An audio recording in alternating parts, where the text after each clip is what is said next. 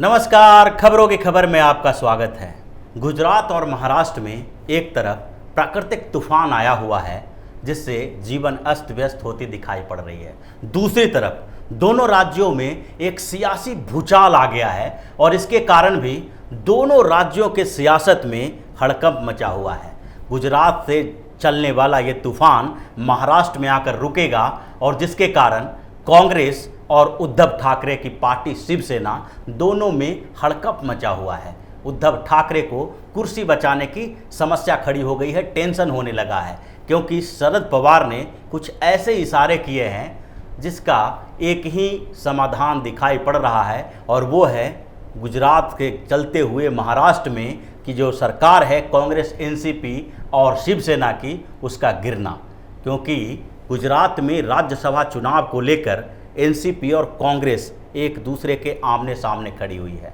और शरद पवार ने कांग्रेस को लताड़ दिया है, कांग्रेस को किनारा करके भारतीय जनता पार्टी को समर्थन देने का फैसला कर लिया है और इसके लिए उन्होंने अपने अध्यक्ष, जो गुजरात प्रदेश एनसीपी के अध्यक्ष थे शंकर सिंह वाघेला, उनको भी हटा दिया है। ये ऐसा इंडिकेशन है जिससे लग रहा है कि गुजरात का यह सियासी भूचाल महाराष्ट्र में जाकर रुकेगा और शरद पवार अब खेमा बदलने वाले हैं।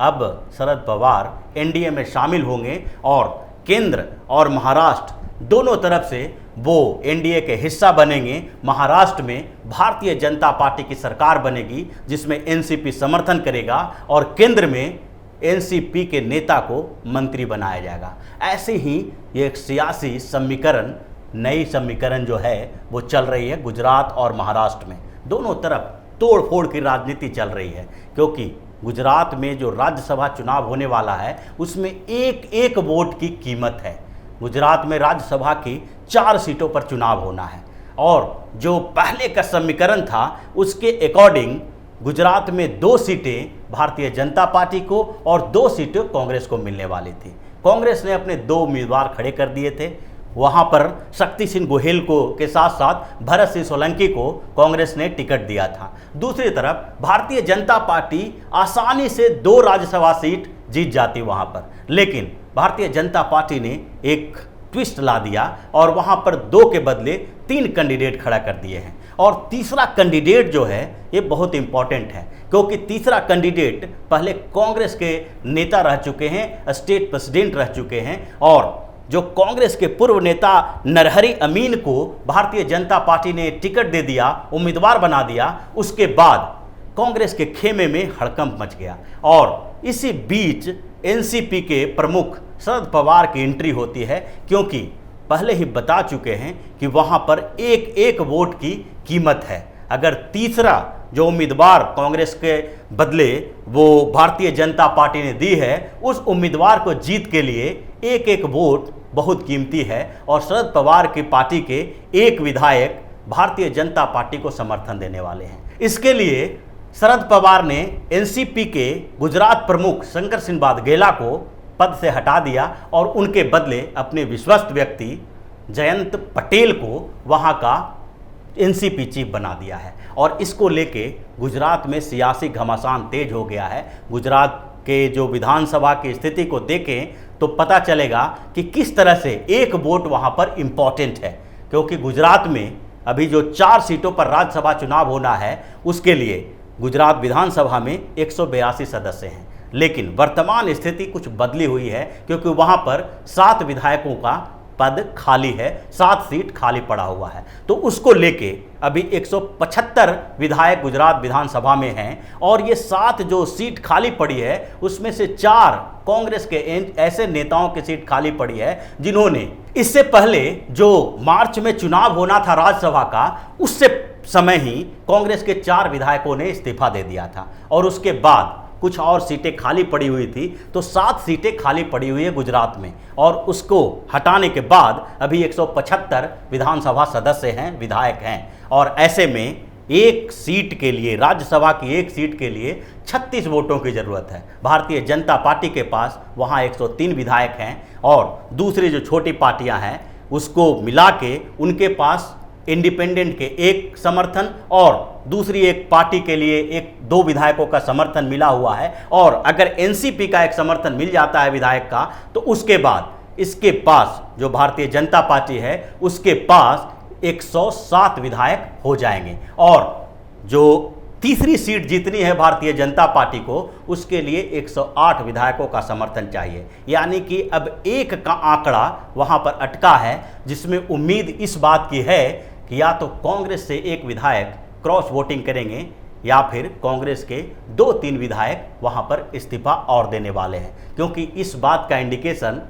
मार्च में ही हो गया था जब राज्यसभा के लिए चुनाव होना था, और ऐसे समय में कांग्रेस और एनसीपी के बीच आर पार की लड़ाई चल रही है। एनसीपी महाराष्ट्र में शिवसेना और कांग्रेस के साथ सरकार में शामिल है, जबकि बगल के गुजरात में वहां पर भारतीय जनता पार्टी को सपोर्ट कर रही है। शंकर सिंह वाघेला को हटाने के पीछे भी सबसे बड़ा कारण यही था, क्योंकि उन्होंने स्पष्ट रूप से कह दिया था कि एनसीपी का विधायक कांग्रेस को समर्थन देगा, न कि भारतीय जनता पार्टी को, क्योंकि भारतीय जनता पार्टी से उनकी पुरानी खुन्नस है। भारतीय जनता पार्टी से हटके ही वो कई पार्टियां बनाते हुए कांग्रेस में आए थे, और उसके बाद फिर अब जनवरी 2019 में एनसीपी ज्वाइन किया था। तो इसके कारण भारतीय जनता पार्टी को वो समर्थन देने के पक्ष में नहीं है, और इसलिए वाघेला को वहां पर हटा दिया गया। उनके बदले शरद पवार ने अपने व्यक्ति को वहां पर बनाया, ताकि किसी तरह से वहां के जो विधायक हैं उसका वोट भारतीय जनता पार्टी को मिल सके।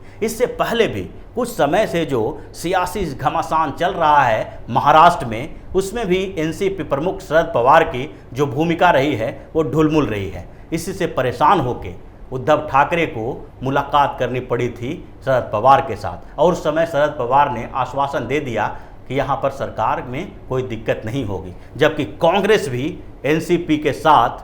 कंफर्टेबल नहीं है। एनसीपी और कांग्रेस में अंदर अंदर घमासान चल रहा है, और इसको लेकर शरद पवार पहले से ही कुछ ऑप्शन तलाश कर रहे थे, और ये ऑप्शन अब दिखाई पड़ने वाला है। अब जब गुजरात में राज्यसभा का चुनाव होगा जो 19 जून को होना है, और उस समय जब एनसीपी के विधायक राज्यसभा के चुनाव में भारतीय जनता पार्टी को समर्थन देगा और उसके बाद कांग्रेस को एक सीट गंवानी पड़ेगी, तो फिर एनसीपी और कांग्रेस के बीच का ये गुजरात का घमासान महाराष्ट्र पहुंचेगा, और शरद पवार इसी का इंतजार कर रहे हैं। वो डायरेक्ट किसी भी स्तर पर महाराष्ट्र में सरकार जो उद्धव ठाकरे की है उसको गिराना नहीं चाहते। वो नहीं चाहते कि उनका आरोप पूरी तरह से उनके ऊपर लगे, जबकि वो गुजरात के रास्ते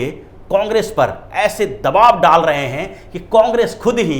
इस गठबंधन से बाहर निकल जाए और उद्धव ठाकरे की सरकार गिर जाए। ऐसे में उनके पास एक ही विकल्प बचेगा, और वो है भारतीय जनता पार्टी के साथ मिलकर वहाँ सरकार बनाना। और भारतीय जनता पार्टी के साथ मिलकर सरकार बनाने का मतलब है कि कोई न कोई उनको केंद्र में भूमिका दी जाएगी, और एनसीपी फिर से एनडीए का हिस्सा बन जाएगा, एनडीए के साथ आ जाएगा, और केंद्र और महाराष्ट्र दोनों जगह पर इनके जो विधायक और सांसद हैं वो मंत्री बनेंगे। केंद्र में भी इनको जगह दी जाएगी, और महाराष्ट्र में जो सरकार बनेगी भारतीय जनता पार्टी और एनसीपी के, उनमें भी इनको ये जगह दी जाएगी। इसकी संभावनाएं पूरी तेज़ी से बदल रही है, क्योंकि कांग्रेस और एनसीपी के बीच इस टकराव का कुछ समय पहले भी संकेत मिला था, जब भारतीय जनता पार्टी ने आरोप लगाया था महाराष्ट्र सरकार के ऊपर कि केंद्र से जो फंड आ रहा है उसमें धांधली की जा रही है, उसमें उसका सही तरीके से कोरोना वायरस के संक्रमण से निपटने के लिए उपयोग नहीं किया जा रहा है।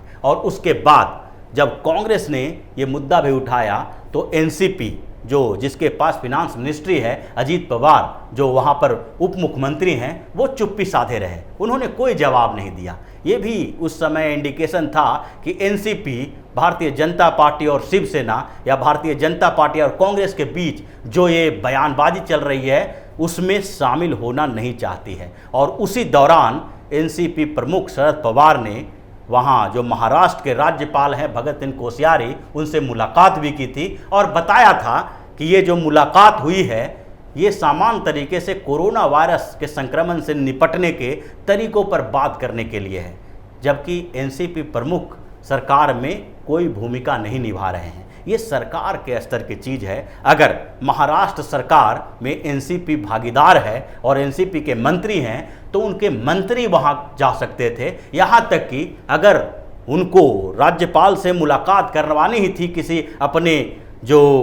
पार्टी के लोग हैं तो सबसे पहले उनको अजीत पवार को भेजना चाहिए था, क्योंकि अजीत पवार उप मुख्यमंत्री हैं और वो राज्यपाल से मिलकर वहाँ पर जो स्थितियां हैं उसका जायजा भी ले सकते थे और अपनी पार्टी का प्रतिनिधित्व भी कर सकते थे। लेकिन ऐसा नहीं हुआ। शरद पवार खुद राज्यपाल से जाकर मुलाकात किए और दोनों के बीच बातचीत हुई और उसके बाद एक नए सियासी समीकरण का संकेत भी मिलने लगा। और अब जबकि गुजरात में राज्यसभा चुनाव के दौरान